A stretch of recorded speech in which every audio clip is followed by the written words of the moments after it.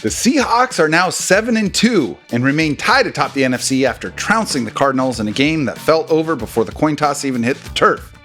With a huge game on deck versus the Rams, I'm joined by one of the true heartbeats of the Seattle sports scene, KJR's Dave Softy Mahler. Let's light him up.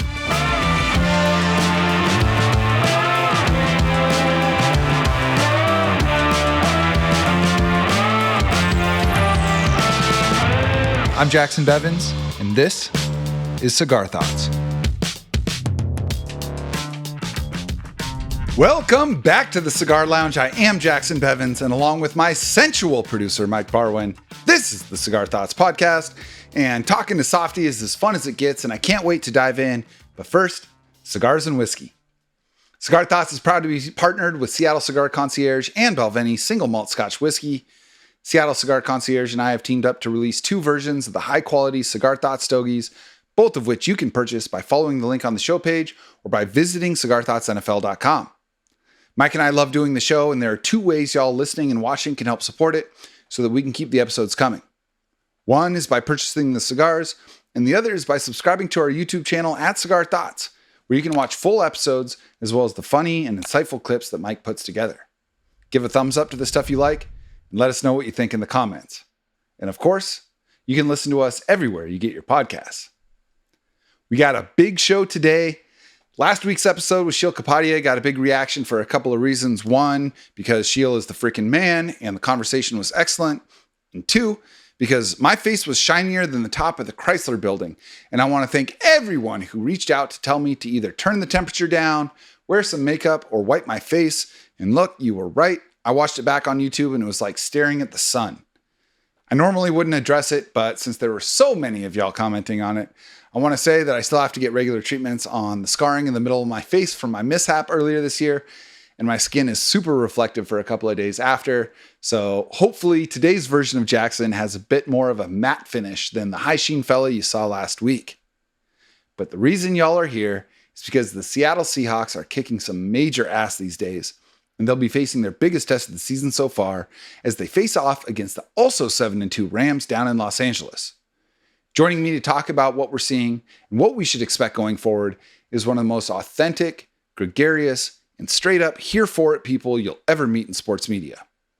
For nearly 30 years, he's had his finger on the pulse of the Seattle sports fan, expertly straddling the line between professional host and rabid enthusiast. He hosts the Softy and Dick Show for KJR Radio with our friend Dick Fain, and he is back in the Cigar Lounge today. He is Dave Softy Mahler. Softy, how we doing, buddy?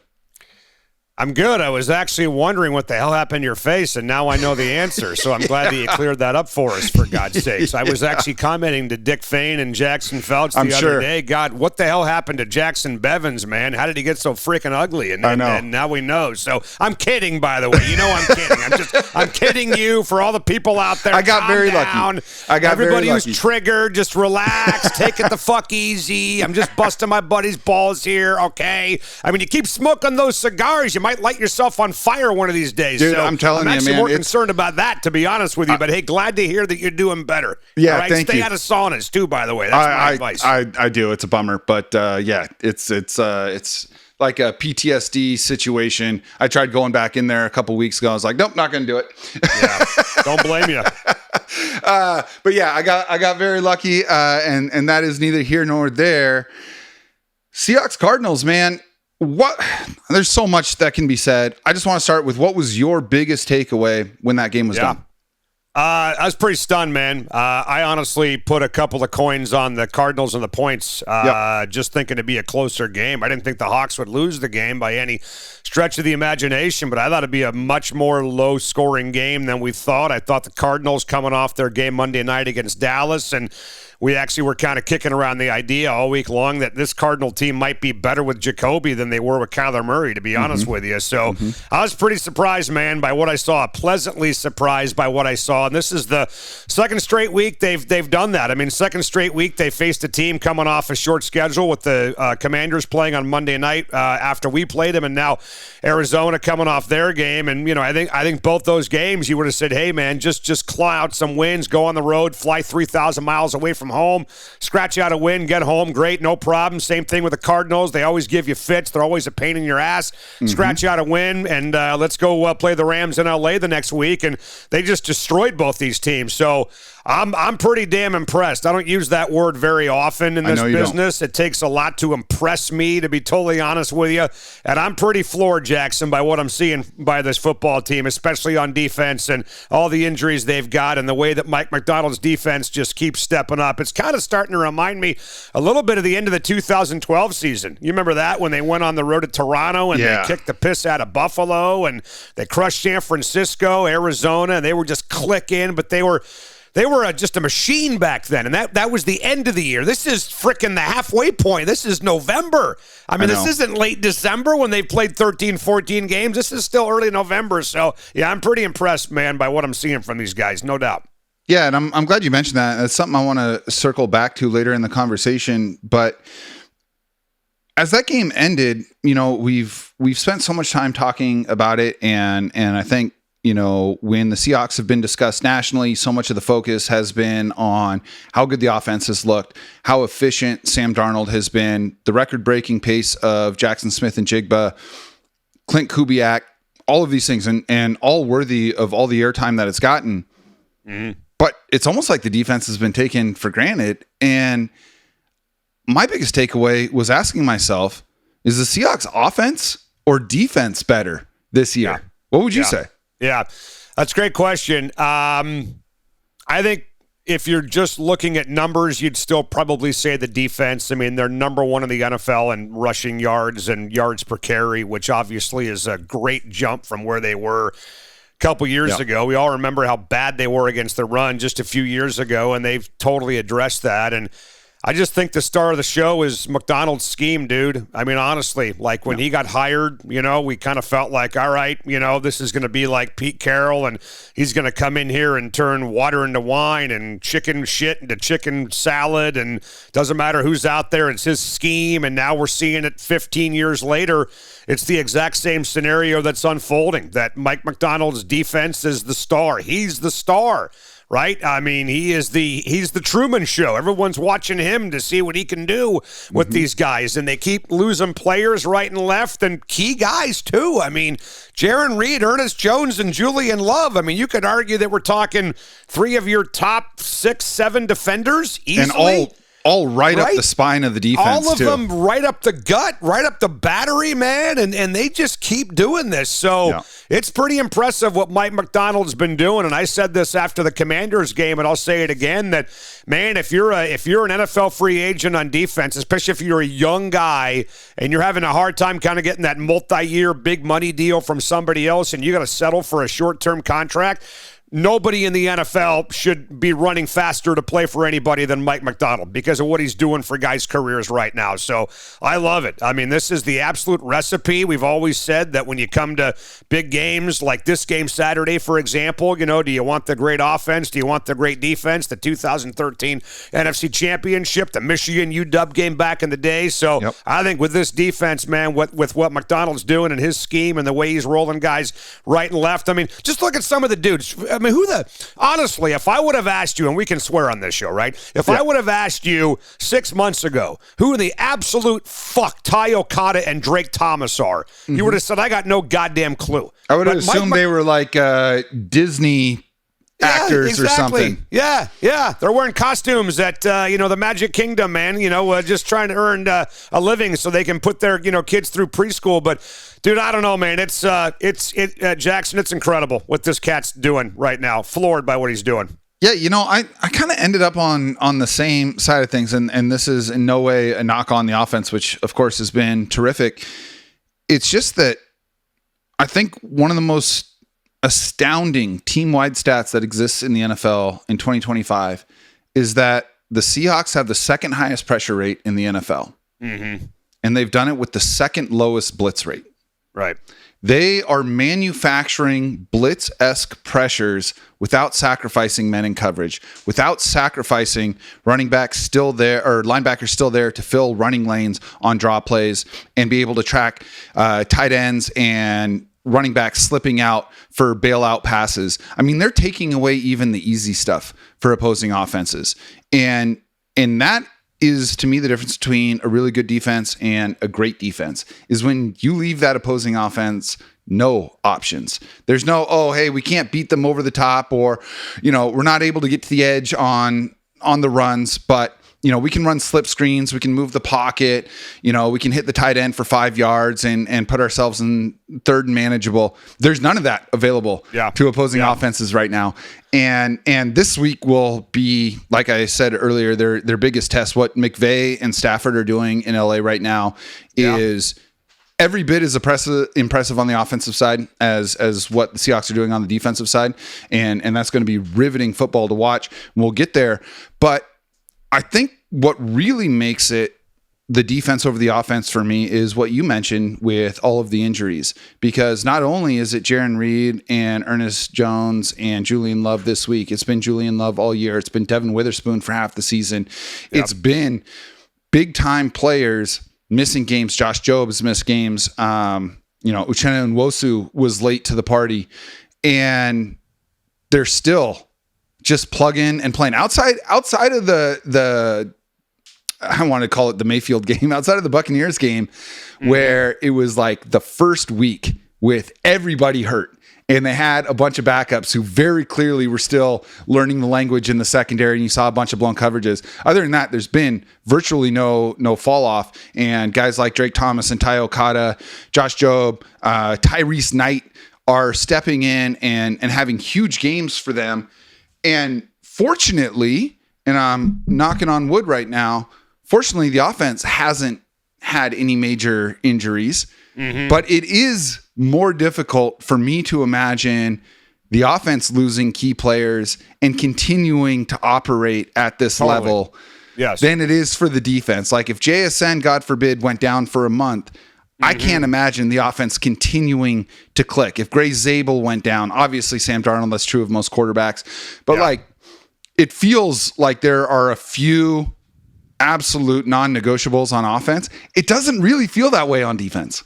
No, 100%. You're exactly right, because we've already seen it, right? We've already seen what happens when guys go down on defense, that they can keep going. Now, maybe eventually the league and the opposing offenses catch up to them, but it hasn't happened so far after 9 games. And you're talking about a football team, Jacson, that is 7-2 for just the second time since they won the title in 2013. The only other time they were 7-2 was in 2019, the year before COVID. So what we're seeing right now, and I don't even think fans really understand that 7-2 after 9 games, at least in the last 11 years, doesn't really happen that often. It doesn't happen often at all in Seahawks football history. And on top of that, I mean, go back to last year's bye. Remember they lost to the Rams in overtime, and they were 4-5, and everyone was kind of flipping out. What the hell's going on here? They had their bye, and then I remember Julian Love came on our show in training camp and said that was the week that they kind of came together and said, all right, this crap stops now, right? Like, enough. We're going to figure it out. The communication was all kind of dialed in, because that really, as you know, Mike McDonald's defense is built on elite communication. And that's what everybody kept saying when we hired the guy, that his communication is paramount. It's elite. It's very, very difficult in some ways for guys to pick it up. And they finally picked it up, and then they rattled off 4 in a row. And ever since then, they're 13-4. I mean, again, 13-4, and I believe in 3 of the 4 games they've lost. Yeah, they've lost them by 4 points or less in 3 of those 4 games. So that's how close they are to being 16-1 since the freaking bye last week or last year. So when people start, like me, honestly, start to talk about this year reminding them of 2012, I wonder if last year was more like 2012 when things kind of started clicking, and this year is more like 2013. And then, Jacson, you factor in the rest of the NFC and really, hell, the rest of the NFL. I mean, is there a team that scares you? Not me. Not right now. There's some very, very good teams. I'll give you that. But this is like the freaking American League in 2025. One of the big reasons why we're so bullish on the Mariners is because we thought the freaking thing was wide open. Well, what about now? In the NFL, this thing is wider open, if you will, in 2025. So I love where the Hawks are right now. We watched 2 of the best teams in the NFC play atrocious offensive football last night. Oh, God, absolutely. And it's like it doesn't feel like anyone is invincible. The Lions have 3 losses. The Chiefs have 4 losses. The Bills have 3 losses. The Niners have 3 losses. Like, these are the teams, the Packers also, that, you would consider to be the top contenders. The Ravens have 5 losses. There's nobody that feels invincible the way that you typically have in most seasons. Question for you: after the Seahawks were up 35-0, right? Like, obviously, no one was expecting that.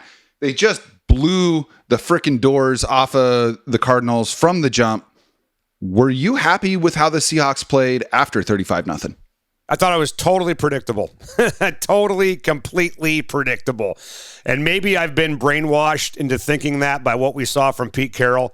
How many games did we see out of Pete Carroll where the Hawks are winning fairly big at halftime and they just shut her down? I mean, if I had any freaking brains in my head, whatever the second half under was in that game, Jacson, on Saturday, I would have just loaded up on the second half under, because that was so predictable that that's what's going to happen. And was I okay with it? Yeah, I was fine with it. I mean, we were talking about a guy in Darnold, and I get what you're talking about, that he had all the turnovers and all that stuff. But look, one fumble came up 35-0. The pick came up 38-7. Another fumble came up 38-15. The interception against the Commanders came up 31-7, right? So I got a theory, and I've been working on this theory now for a long time, and it's really more of a philosophy and a way of life, Jacson, than a theory. You're going to debut it here?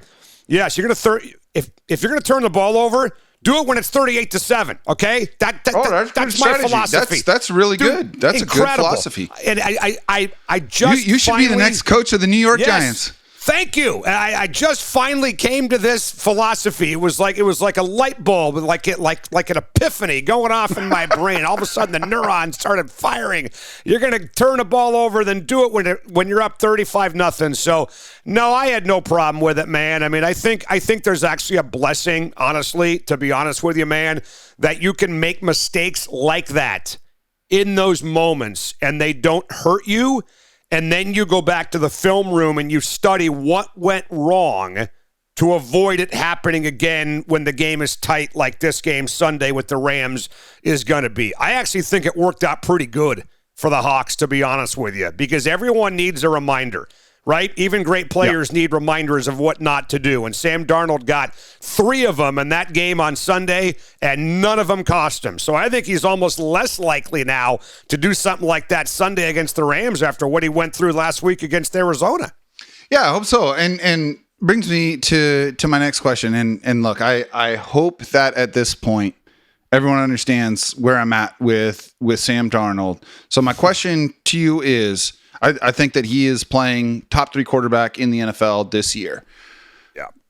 Question to you is, are we allowed to have some honest criticism of Sam Darnold yet? Or does the apology tour need to continue for a while longer before we discuss any potential flaws?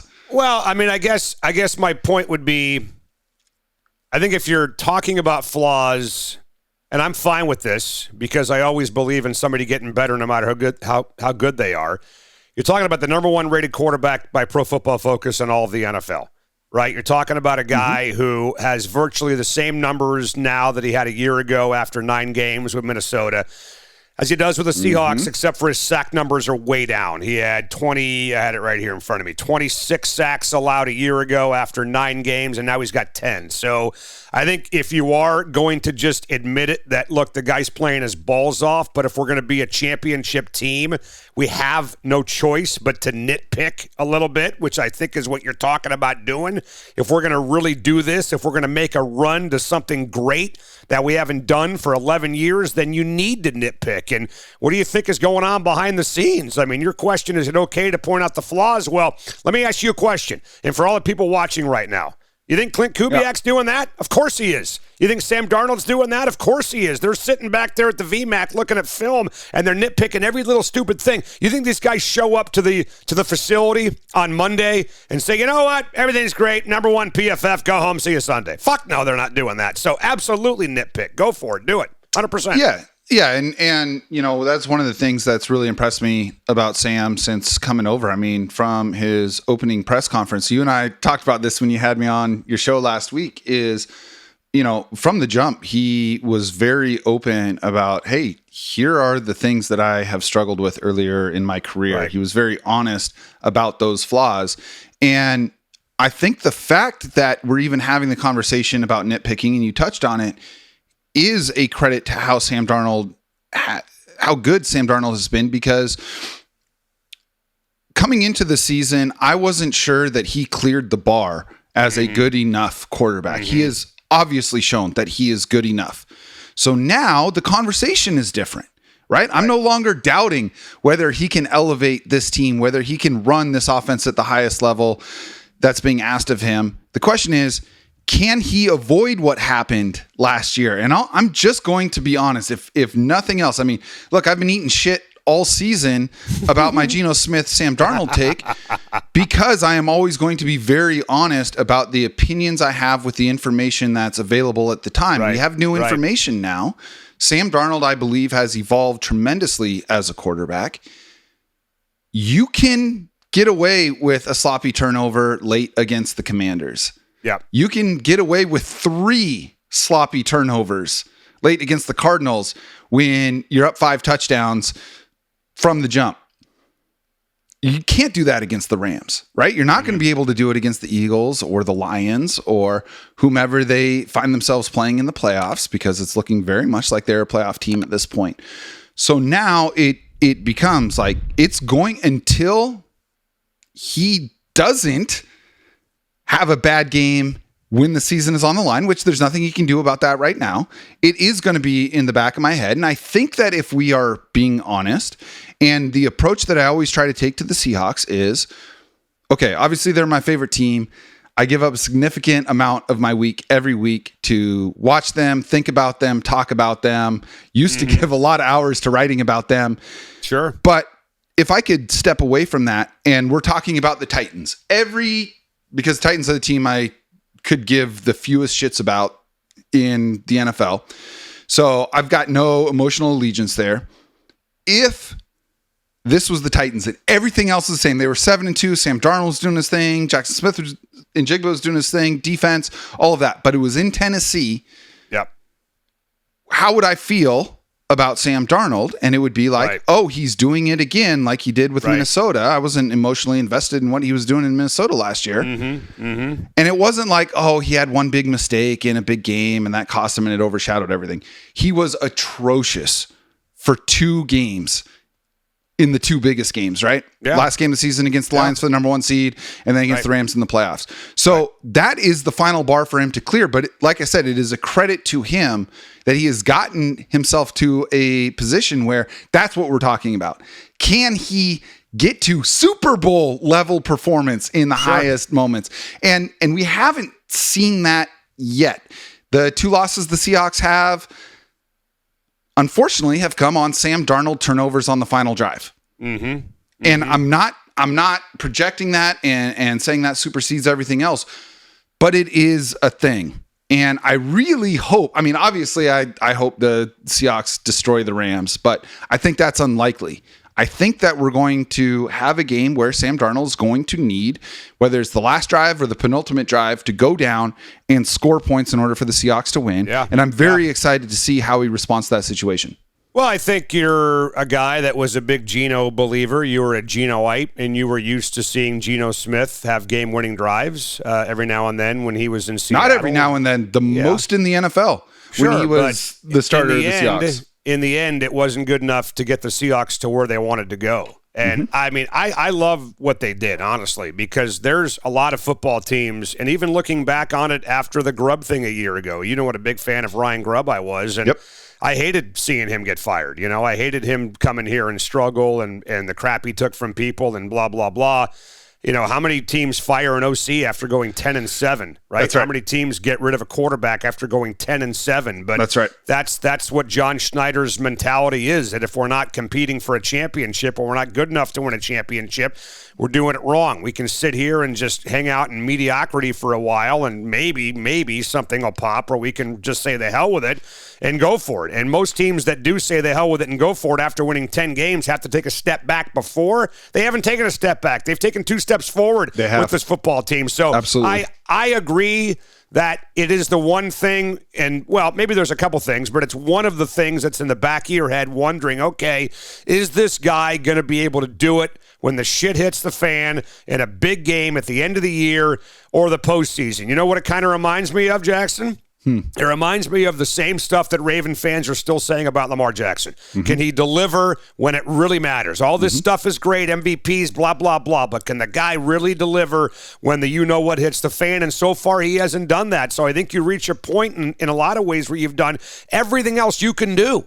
Right? There's nothing else to do except to prove it when you really need to prove it at the end of the year. So I get that mentality. I also get the people that were nervous about this in regards to him. I mean, hell, up until last season in Minnesota, the guy had a career passer rating of 78. He was a punchline. And then he pops for 103 last year. He was the cautionary tale about the high draft pick quarterback. And look, I get that. And here's the thing. Here's the thing that I want to call back to is I took a ton of shit early in the Geno Smith era. Yeah. When he came out gangbusters as the starter after filling in, I think, pretty admirably for Russell Wilson for 4 games the season before. And he earned the trust of the organization. And then he came out. And that first season, there was talk about him getting MVP votes because it was so unexpected. He was comeback player of the year. There's all these things. And I did not immediately jump on that. And I took a lot of shit for not being pro Geno enough from Seahawks fans because I said, okay, it all looks good. But in those 4 starts, filling in for Russell Wilson, he had 3 game-losing turnovers late in the game. I need to see him come through in that moment to go lead the game-winning drive and not just front run a game where everything is clicking. And he ended up responding, like I said, most game-winning fourth quarter drives in the NFL during his time as a starter in Seattle. And with that new information, I pivoted my opinion. And then all of a sudden, I'm the Geno guy where he can't do any wrong, any of that stuff. I'm just saying that's where I'm at with Darnold now. I see that the potential is there for him to be excellent, like franchise-defining excellent. But that's the big boss at the end of the video game level that he still has to beat, that he hasn't beat yet. So I look forward to him getting that opportunity. Now, you may get it this weekend. It may happen on Sunday. Exactly. How much does your view of Sam Darnold not necessarily change, but kind of evolve, I guess, if he goes down there and they're down by 3 in the fourth quarter and he leads a game-winning touchdown drive with 20 seconds left to go against that defense? Of course, that is substantial new information. It would be dishonest of me to not let that influence my increasingly optimistic view of Sam Darnold. Now, earlier in the show, you touched on something that I was really excited to talk with you specifically about, and it's the number one reason that I asked you to come on the show this week. Is this isn't the first time the Seahawks have had raucous success under a new coach. You've been here for all of it, not only as a radio show host through the entire stretch, starting really with Mike Holmgren, Pete Carroll, now with Mike McDonald. You've been a fan this whole time, but you've also been... Go further back. Go to Chuck Knox in 83 when they were 9-7 and went to the AFC Championship game in his first year. Go all the way back to that. Yeah, I was 0 years old, so I'm not gonna. But the reason that I'm starting with Holmgren isn't so much because of my age, as much as that's when you were getting into the industry. You have been doing this professionally through those 3 coaches. And I think a lot of the people listening have, really vivid memories of watching that Mike Holmgren team develop into a Super Bowl caliber roster, Super Bowl caliber performance. So when you look at this team and how they're playing in year 2 of Mike McDonald, how does it compare to the momentum of some of those other successful Seahawks teams? Yeah. I think it's a little different because Mike's doing it for the first time in his life in Seattle. Holmgren had already done it. Pete Carroll in college had already done it. And Chuck Knox had already done it with a few other NFL teams, including the LA Rams. But this is a 35-year-old guy now, maybe 36-year-old guy who is just getting going, and God, it feels like this dude could be here for a decade and be here, if not longer than a decade, for, as much time as he wants to be here. And I think he's a pioneer. I think he's a scheme master. I think he's way ahead of what everybody else is doing in the NFL. I know Millen has called him the best defensive mind on the planet right now. And it's really hard to make a case otherwise. He said that, to be fair to Hugh, he said that about McDonald even before he coached a game in Seattle when he came here. He said that over a year ago. Yeah. So did I. You guys kind of, identified that. I mean, we went to Michigan with the Huskies a couple years ago with Jimmy Lake and just got trounced by the Wolverines, and I didn't even think twice about it, but McDonald was the defensive coordinator that day for Michigan with Jim Harbaugh. What he did for Baltimore was amazing. So I think it's different in the fact that he's just so much younger than those other guys were, right? I mean, it kind of feels like he really is just getting going versus maybe the end of something. And then, look, I love John Kitna for what he did for the Seahawks. Of course. I mean, hell, Jackson, I was doing a radio show with John Kitna when he was the third string quarterback, and I was doing 7 to 11 at night on KJR. Just because the guy was from here, he's from the area, went to Central, all that stuff, blah, blah, blah, had gotten to know him a little bit. He's no Sam Darnold. Look, I mean, John Kitna, God bless him for what he did in '99. I think the Hawks were 8-2, and then everything kind of fell apart, and they lost to Miami in the final game ever in the Kingdome. But they got a much better quarterback than they had when Mike first showed up here. They got a much better quarterback, I think, than when Pete Carroll first showed up here. They got a better quarterback than when Chuck Knox first showed up here. They have a younger coach than any of those teams did. And they have a football team with a much better front office than any of those teams had as well. So I think this is a different situation, and all of it's for the better. All of it for the better. Yeah, it's interesting that you talked about how this is Mike McDonald's first time, and I think that's a really important distinction because it is easy. I'm very fond of saying that the NFL is the fastest learning organism on the planet. No doubt. And what works now is not going to work in 5 years. And we saw it with Pete Carroll, right? Old dogs, right? And it is difficult when you've had so much success with a specific philosophy and you're older. There is a reason that it costs 5 times as much to run the same toothpaste advertisement during a kids show than it does during Matlock. And the reason for it is because the people watching Matlock aren't changing what toothpaste they're using because of a commercial. But younger people are going to be more influenced. And so that advertising spot costs a lot more. Pete Carroll wasn't going to change. Yeah. Mike Holmgren, who is an absolute saint, wasn't going to change from what had worked from what had taken them to the absolute pinnacle of success that so few people have ever reached as football coaches. Mike McDonald is young enough that he can still, in theory, evolve when he needs to, not if, but when he needs to. No question. And yes, he is a first-time head coach in the NFL with Seattle, but, and this is maybe an unpopular opinion among Seahawks fans, I love the Harbaughs. I think the Harbaughs are the first family in football. Yeah. I think that everything that they do is just done the right way. And he has been a Harbaugh guy his entire coaching career, whether it's with John in Baltimore, Jim in Michigan. And yes, he is a first-time head coach, but he has been under the wings of Super Bowl caliber, national championship winning head coaching royalty for his entire professional career, which I think gives him a big head start.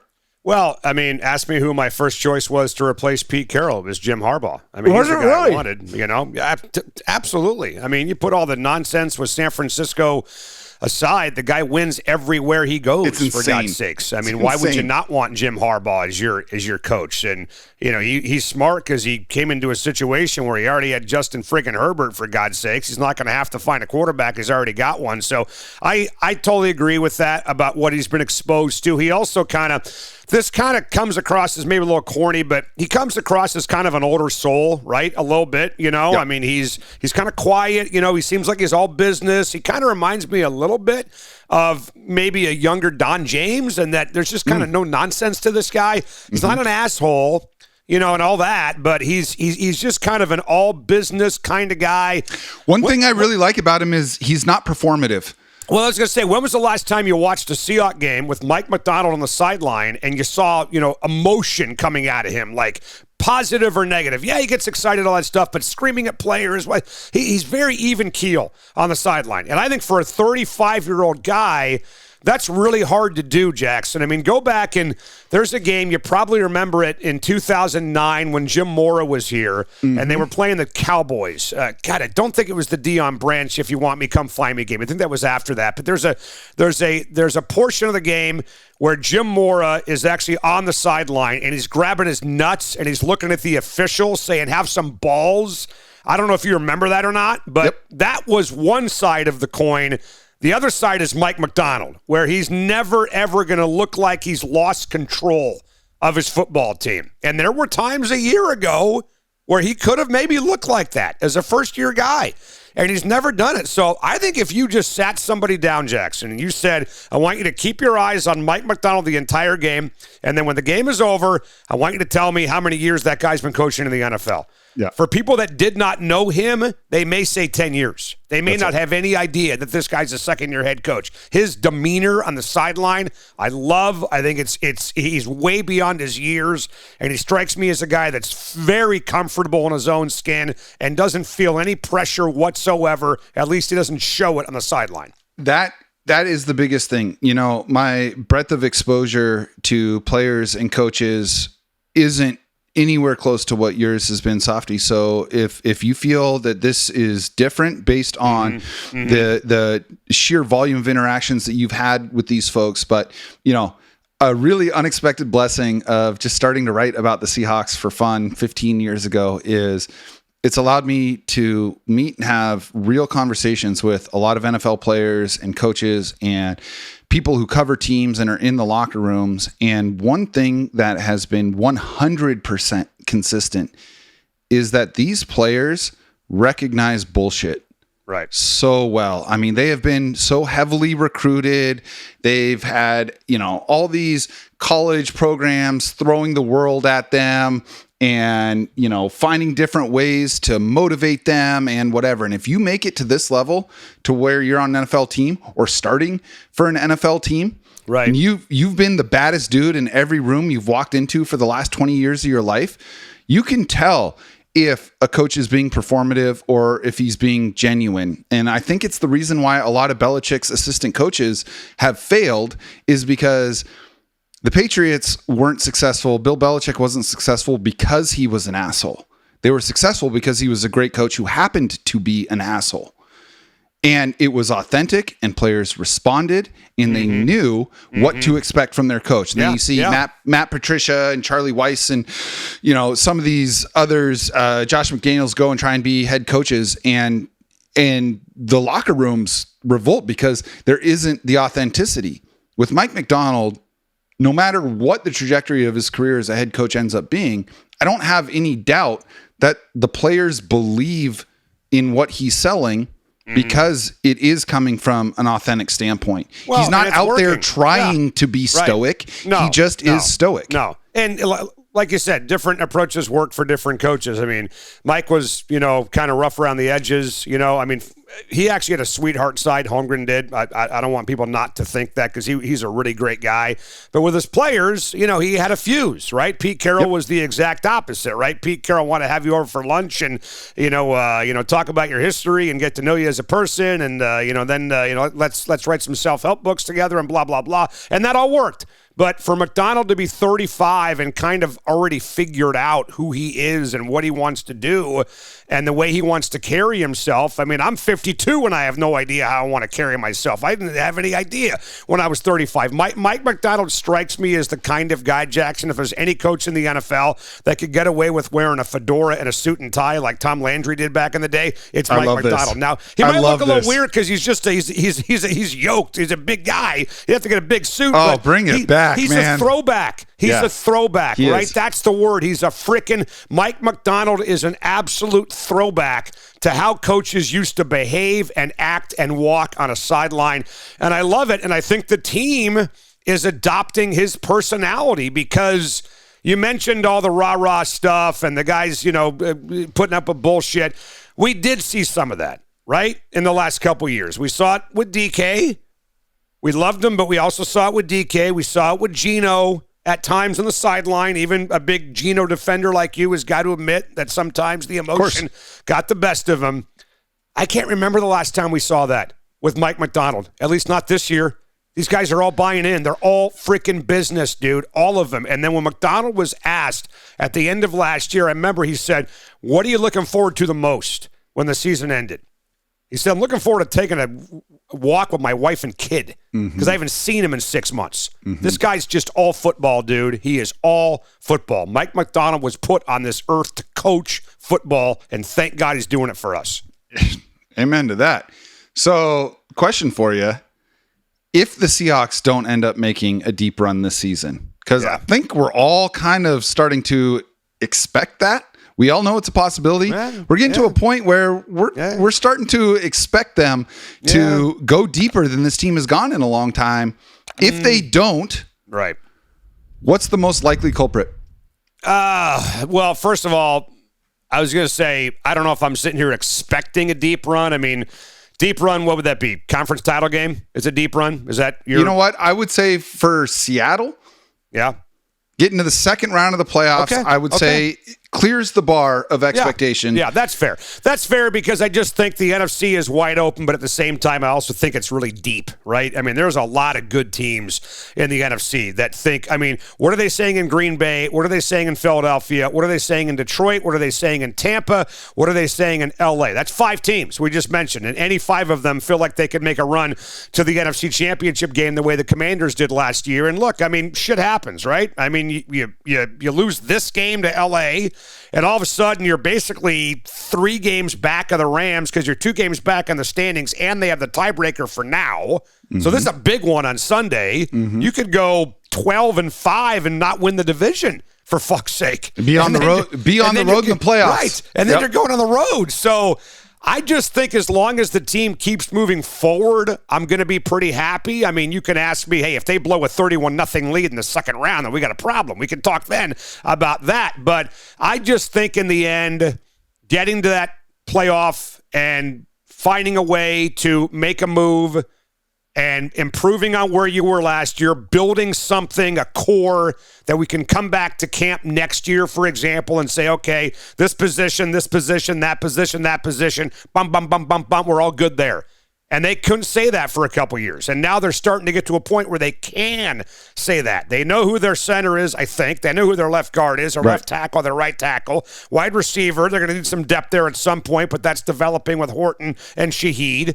Running backs down the road. I mean, I think if you're asking me what the culprit will be, the cop-out answer is not running the ball. That's the cop-out answer, okay? The cop-out answer will be they weren't good enough to run the ball in the regular season, so why the hell do you think, they'll be good enough to run the ball? Your cigar smoke's getting to me, by the way. Why do you think they'll be good enough to run the ball in the playoffs? So that to me is the next big step for these guys, finding a way to consistently run the football. And honestly, I think that the answer still might be here, and I don't know what is going on. I think they've got to make a move with Kenny Walker and just roll with this guy and give him the ball, and let's go with number 9. He's not even getting the ball near the end zone. It's more Zach Charbonnet. I don't know if he's in the doghouse. I don't know if he's hurt. I have no idea what's going on there. But all Clint Kubiak talked about when he showed up here was that zone blocking scheme and blah, blah, blah. And if I would have told you back in July that the Seahawks would be this putrid running the ball offensively, number 1, you would have been disappointed. You would have thought Kubiak was a disappointment. And number 2, you'd think they're 3. You'd think the team stinks. But none of those things are happening. It almost defies logic, right? Yeah. So that's the cop-out answer. I guess if there was a concern on top of that, it'd be exactly kind of what you just said, that they're going to get to the top of the mountain and Darnold's going to slip. He's just going to slip. He's going to make that one big mistake because I think he is human.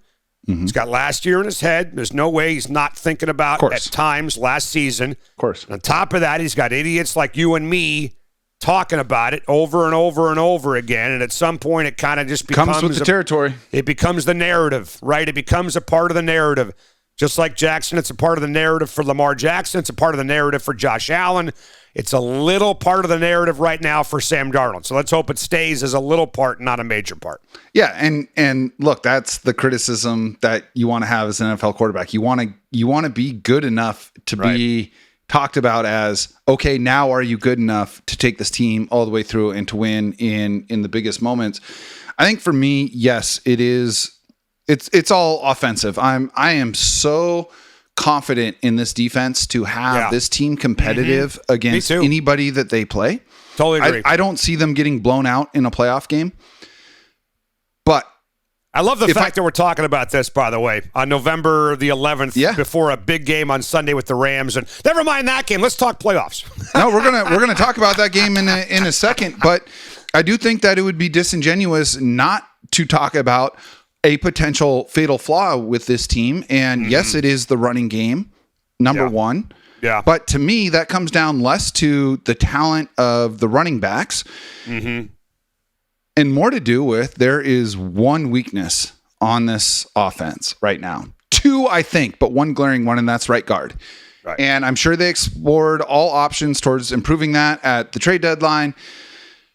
Good guards they're just not available in the NFL. That's an off-season thing. You gotta find another Gray Zabel in the draft. You gotta make a free agent splash or a trade or something. You weren't going to be able to do that at the deadline. And the thing is it's really fun to beat up on an old, overmatched Commanders team, to blow the Saints out of the building, to blow the Cardinals out of the building with their backup quarterback. All of these things. That's great.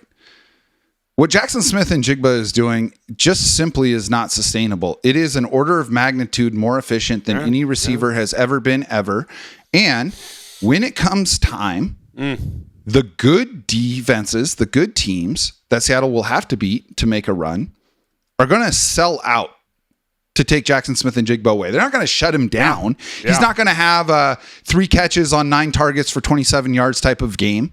Right. But when he is not breaking the graphs, like we talked about with Sheil last year, every efficiency graph that you see for wide receivers, you have to zoom way out just to find Jacson Smith-Njigba way up at the top right.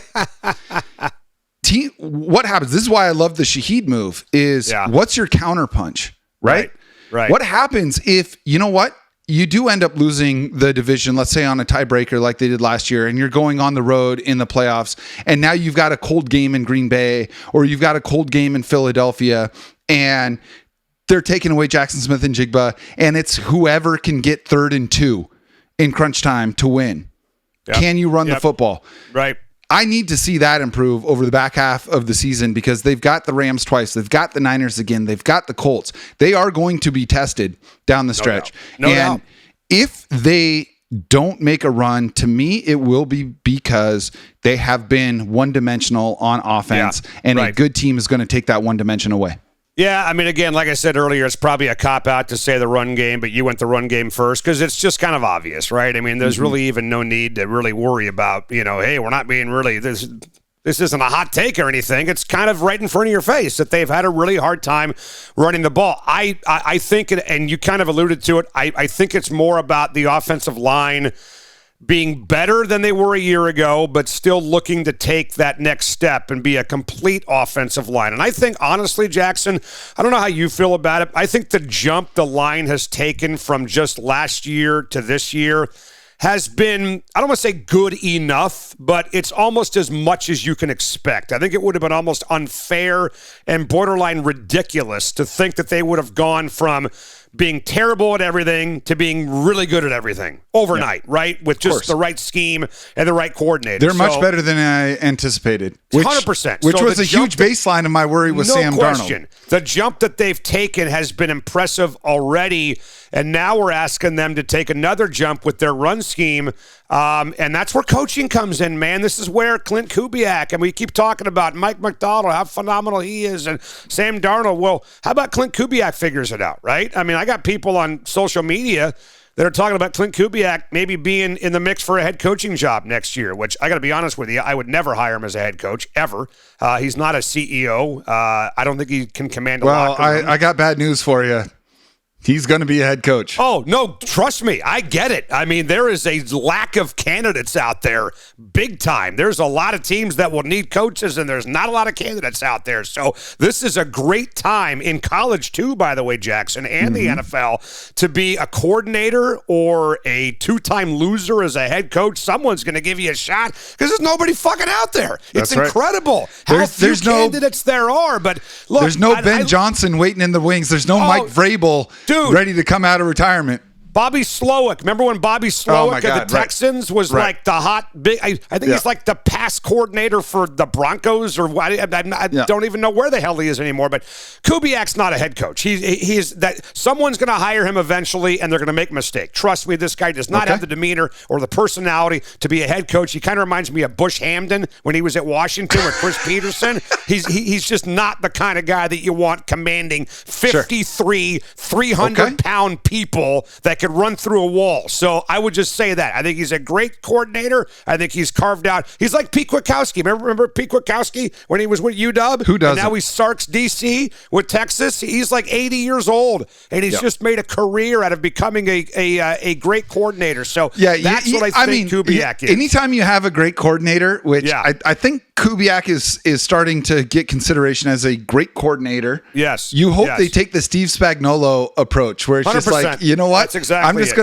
going to be a Hall of Fame coordinator for the rest of my life, and dine out on that forever. Dick Jaron, for example, right? Who was who's the old offensive coordinator with the pockmarks? He was around forever. You know the guy that I'm talking about. I do. I can see the face. His face is in my head, but yes, guys like that identify who they are. But in the meantime, let's have Kubiak figure it out. Kubiak, figure this out, right? I mean, this is why you came here. You came here originally, we thought, to get this run game going. It's why you fired Ryan Grubb, because you couldn't run the ball. So let's go back to the reason why you were hired and figure that the hell out and really make this team complete. But going back to your point real quick, I wanted to say one thing about Jacson, Smith-Njigba. And you're exactly right. At some point, it feels like defenses are going to figure it out. You've seen the movie Independence Day when they kept taking shots at the alien ships and nothing was working. They'd blow up all their missiles and the smoke and the fire would go away and the frickin' thing was still standing there and they were frustrated as hell. They turned the fleet around, whatever. That's kind of how I look at Jacson, man. Every single week I expect somebody to take him away and they throw everything they have at him and it doesn't work. And I honestly don't understand it, because I'm kind of waiting for a defensive back or a safety or somebody to get flagged for a 15-yard foul against this guy because they grabbed him by his face mask and threw him down at the line of scrimmage, or they took him out on a slant pattern and put their elbow right into his neck. That hasn't happened. Nobody's doing that. And maybe this is the weekend where they do it. Like we had this big conversation on the air just for giggles about, hey, who would win, the 2013 Seahawks or the 2025 Seahawks? And my point is, look, Cam Chancellor, Earl Thomas, Richard Sherman never would have allowed, ever, Jacson Smith-Njigba to do what he's doing. No chance. But everybody keeps fucking allowing it every week. I know. So, and they've got to expect it, don't they? You know that Kubiak and McDonald have got to expect that, hey, this is how I defend my guy. And I think they're going to do that, but nobody's doing it. I'm seeing him run free off the line of scrimmage. He's not facing any contact at all. It's crazy. Well, you know, this scheme is a perfect marriage with his skill set. And, you know, when Shane Waldron was here, Jacson Smith-Njigba's rookie year, he played like 50% of the snaps. And when he was on the field, it was like, oh, it's going to be a slip screen to Jacson Smith-Njigba, which is like, now it's obvious. But even at the time, it was such a frustrating misappropriation of the asset that Jacson Smith-Njigba brings. He is, when he got drafted, I said this, and I feel it even more now, that to me, he was Keenan Allen with juice. Mm-hmm. He is a thicker Stephon Diggs. It's the ability to win routes in the first second of your route, which is most. I like the Keenan comp. Yeah, that's good. It is. Did you decide that for yourself, or did you read that somewhere? No, come on. That's so insulting. That's so insulting. Listen, I see what I see, and I say what I say, and he has been better than even I thought. I mean, there's footage of me reacting live on this show to the selection of Jacson, Smith-Njigba.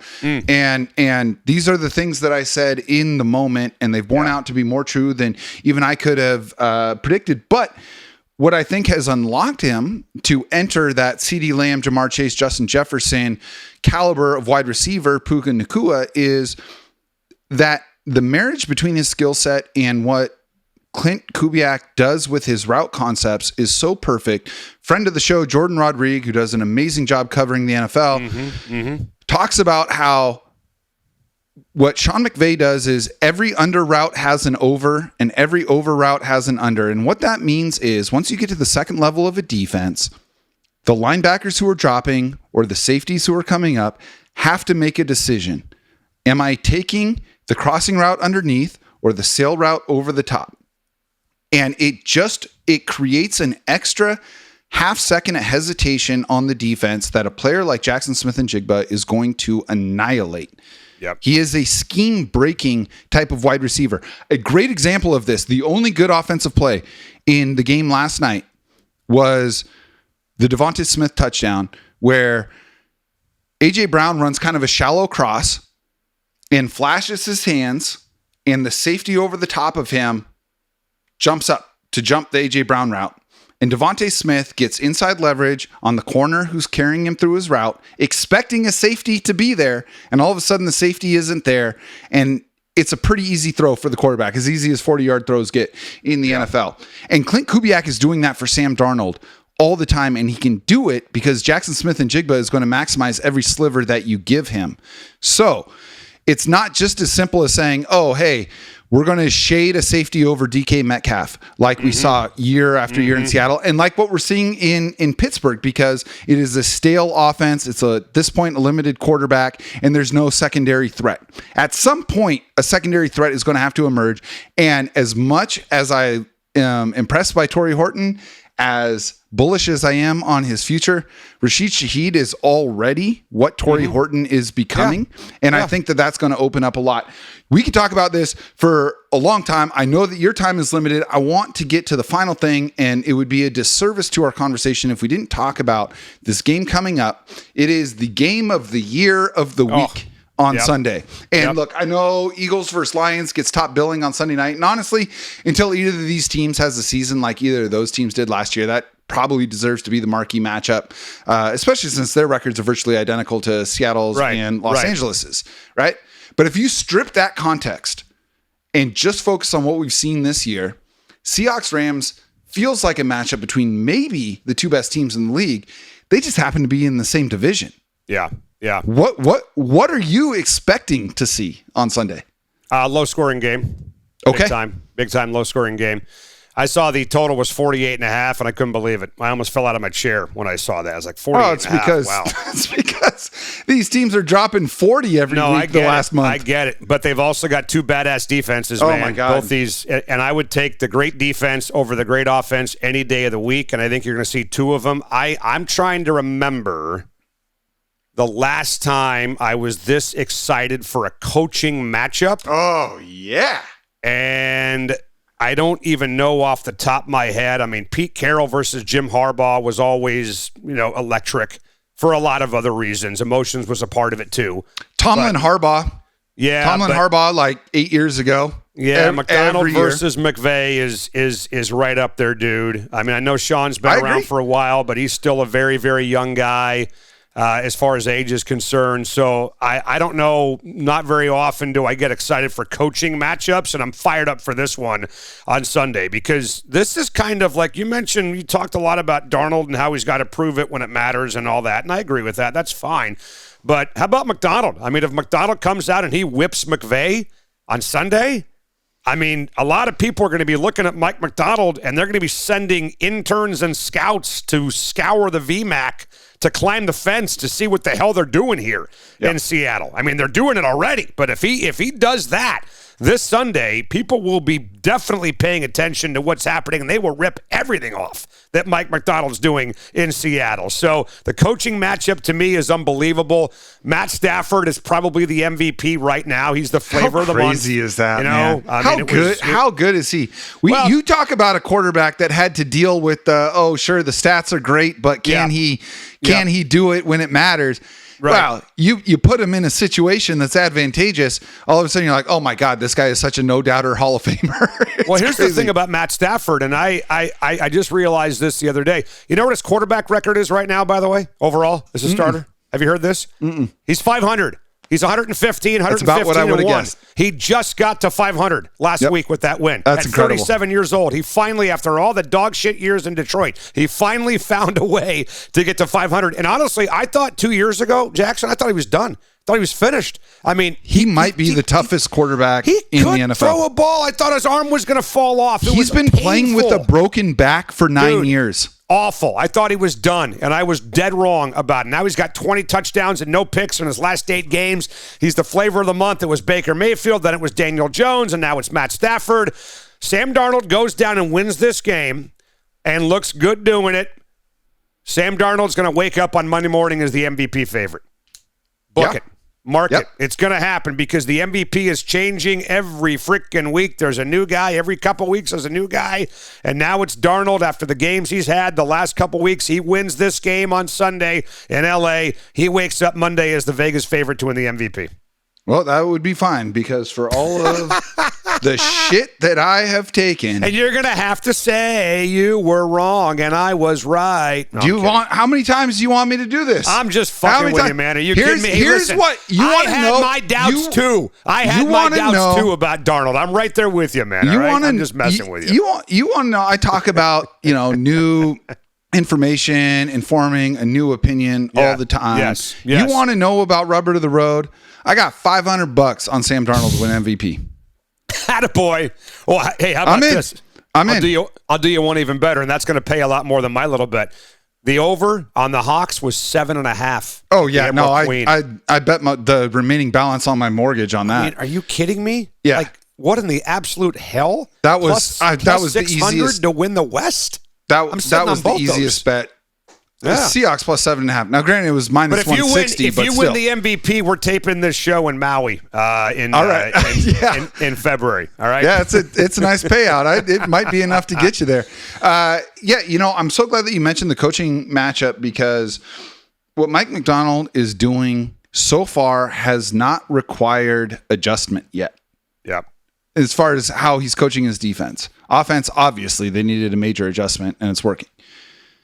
What Sean McVay has done when he was forced to just run out a bunch of different backups, and I think they went like 5-12 or 6-11 a couple years ago. 5-12. 5-12. It was the year after they won the title. They went 5-12. And he had basically a major. We actually had Jordan Rodriguez, who was covering the Rams at the time, on the show to talk about it because she did this amazing piece where he gave her unbelievable access to his mental vulnerabilities, emotional vulnerabilities at the time. And he was doubting him, so he was going to retire. He was going to take a $20 million a year job as an analyst for Fox. Right. And he fought through it, and he has evolved. And here is a microcosm of just how incredible Sean McVay is. Mike Macdonald may get there, but right now Sean McVay is my favorite coach in the NFL. Mm-hmm. And the reason for it is last year, they ran 3 tight end personnel once every 200 plays. Lowest rate in the league. This year, they're running 3 tight ends on 42% of their plays. Evolved. A massive switch. Not stubborn. They're going, it's the on steroids version of what Clint Kubiak is doing, where it's heavy personnel that forces heavy personnel from the defense, and then you pass out of it. The difference is the Rams can run the fucking football. Yeah, I know. That's why I'd sure love to have Ernest Jones this Sunday, man. I know. God damn, would I love to have Especially Ernest Jones. since he spent, 3 years with the Rams, 4 years with the Rams? Oh, God, and I don't think he's going to play. So no, I don't think so either. Out. Yeah, but that's a pisser, as my grandparents used to say, that he can't go in this game on Sunday. But this feels like Tyson Holyfield won. And let's hope that it doesn't devolve into somebody biting somebody's ear off when they play again later this year on Thursday Night Football. I love the fact that that game is on Thursday night, man. That's got just classic written all over it, dude. But, yeah, I mean, Ernest Jones not being able to go, Julian Love obviously being out. But this kind of feels like, and I know we've seen it already, and we saw it against the Commanders when Deebo Samuel got just clotheslined by Nick Eamon-Warry in that game on Sunday Night Football. This feels like the kind of game where Nick Eamon-Warry really arrives on the national scene. Man, I'm so glad you mentioned him. It really does. How freaking good has that guy been the last month? I'm trying to figure out how he fell in the draft, dude. I don't get it. The hell are these people looking I was banging the drum for him at 18. I don't get it. And oh man, I tell you, man, I've eaten my spoonfuls of shit on the Darnold and the DK trades, and it was what they got in the DK Metcalf trade that allowed them to move up to get Nick Eamon-Warry. By the way, I think if Sam Darnold wins the MVP, you should actually eat a spoonful of shit on your podcast. You know what? For the payout that I'm going to get, absolutely, I might do it. I might do it. I mean, just show your humility, right? Like we all know behind the scenes what a humble guy you are. The public needs to know as well. You're not getting me to commit to that right now. You can prove it by eating shit if Sam Darnold wins the MVP. Yeah. And then for the rest of my career, I'm the guy that ate shit on with air. The fucked up bright face. It wouldn't. I know. It wouldn't even matter. It wouldn't matter. I could be the most prescient prognosticator on the planet. It's like it's like that joke. You could be the greatest bridge builder in the world. You could have built the 1,000 best bridges on the planet. Oh, yeah. But if you fuck one goat. I was just going to say, you're not going down the go fucker road. You're not. I'm not going to be that, Softy. Road. I'm not going to be that. The guy takes 1,000 shits and he eats one piece of shit, and he's a shit eater. That's what I'm saying.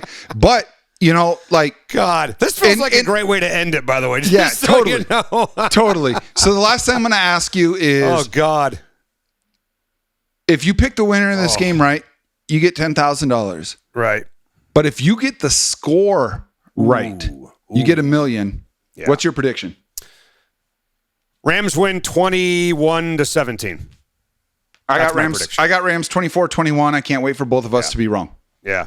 I mean, I think you just expect to split these games, right? They're 3-6 in their last 9 down there against the Rams. I do think there's going to be a buttload of Seahawks fans in the building, man. No question about it. I thought about going down there, to be honest with you, because I got an open day on Sunday. I thought about taking off on Sunday morning and getting down there. I want to see that stadium, man. Oh, so do I. I have not been there. I've been to a lot of stadiums. Have not seen SoFi yet. And no, I think it's going to be a classic. I think it's going to be one of those games where maybe, just maybe, this is the game where emotions get the better of somebody.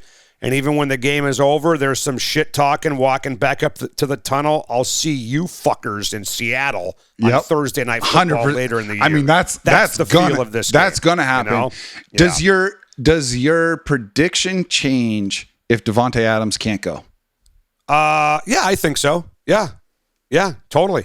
I mean, that might be the difference right now between the Seahawks offense and the Ram offense, is that they have Devontae Adams. And absolutely. We've got Rashid Shaheed and Torrey Horton. Well, and they're averaging 4.5 yards a carry. Yeah. Oh, well, yes. I'm saying from just a depth perspective. Personnel standpoint, yes. They've got a little bit of a deeper team than we do. I mean, I might like some of our top end guys more than theirs, but I think they have a depth win over the Seahawks. So I think if you're betting and if you're wrong, you get your head blown off and whatever, I think you'd take the Rams, but you'd be scared out of your mind.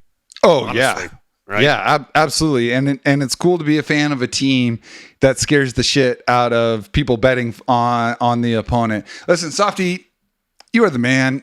You've been exceedingly gracious over the last few years, involving a dumb blogger like myself in your dialogue, having me on your show, and I'm grateful for it, man.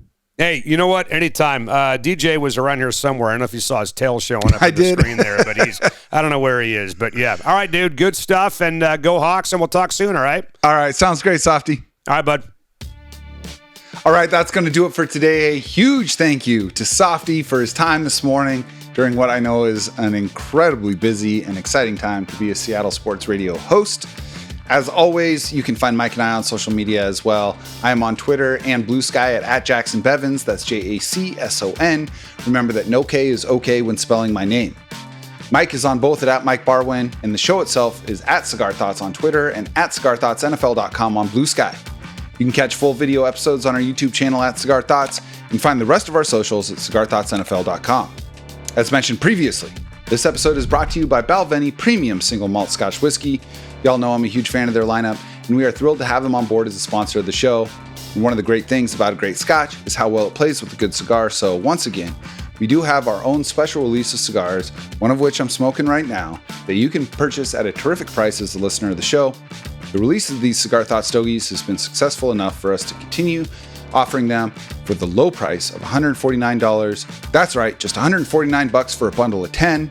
As many of you know, we partnered with one of the most prestigious cigar manufacturers in the world to release these official Cigar Thoughts cigars, which you can order directly from CigarThoughtsNFL.com. Just follow the link on the show page to get these easy-to-smoke stogies rolled with 13-year aged premium Dominican tobacco leaf, or hit us up on Twitter or Instagram like many of you have, and we'll send you the details directly.